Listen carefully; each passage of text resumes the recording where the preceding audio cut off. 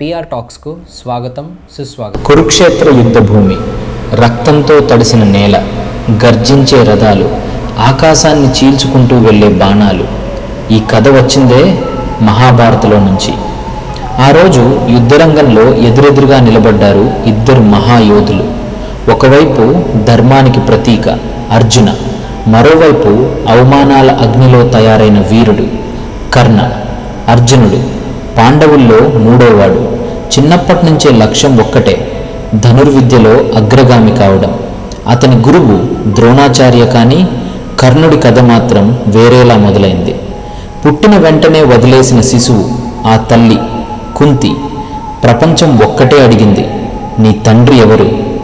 అవమానం, తిరస్కారం, వేదన, అవి అన్నీ అతని గుండెలోడిలో అగ్నిలా మండాయి. కానీ ఆ అగ్నే అతన్ని మహాయోధుడిగా తీర్చిదిద్దింది. అర్జునుడి వెనుక నిలిచాడు ఒక మహాశక్తి. కృష్ణాదేవుడు మార్గదర్శకుడైతే విజయం దూరమా? కర్ణుడు శిక్షణ పొందాడు పరశురామ వద్ద. కానీ ఒక శాపం అతని విధిని మార్చేసింది. అత్యవసర సమయంలో నీ విద్య నీకు గుర్తురాదు. ప్రపంచం కర్ణుణ్ణి అవమానించింది. కానీ ఒకడు మాత్రం గౌరవించాడు, దుర్యోధన.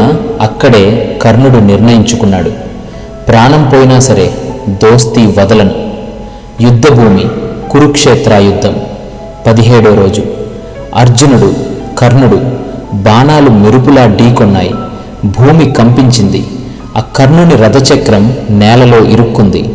అతను అర్జునుని వైపు చూసి అన్నాడు, ఒక్క క్షణం ఆపు. ధర్మం ప్రకారం ఆగాలి. కానీ కృష్ణుడు గుర్తు చేశాడు, అభిమన్యుని ఎలా చంపారు? అర్జునుడి కళ్ళల్లో సందేహం, కానీ చేతిలో బాణం సిద్ధంగా ఉంది. ఒక క్షణం, ఒక నిర్ణయం, ఒక బాణం. అది గాల్లో చీల్చుకుంటూ వెళ్ళింది. కర్ణుడు నేలకూలిపోయాడు. యుద్ధం ముగిసింది. కానీ ఒక నిజం బయటపడింది. కర్ణుడు కూడా కుంతీ కుమారుడే. అంటే అర్జునుడు తన సొంత అన్నను చంపాడు. ధర్మం గెలిచింది, అర్జునుడు గెలిచాడు. కానీ త్యాగం, నిబద్ధత, స్నేహం, అవి కర్ణుని పేరు చిరస్థాయిగా నిలబెట్టాయి. గెలుపు ఒక్కరికి దక్కుతుంది, కానీ గౌరవం ఇద్దరికీ దక్కుతుంది. ఇలాంటి మరిన్ని స్టోరీల కోసం సబ్స్క్రైబ్ పిఆర్ టాక్స్.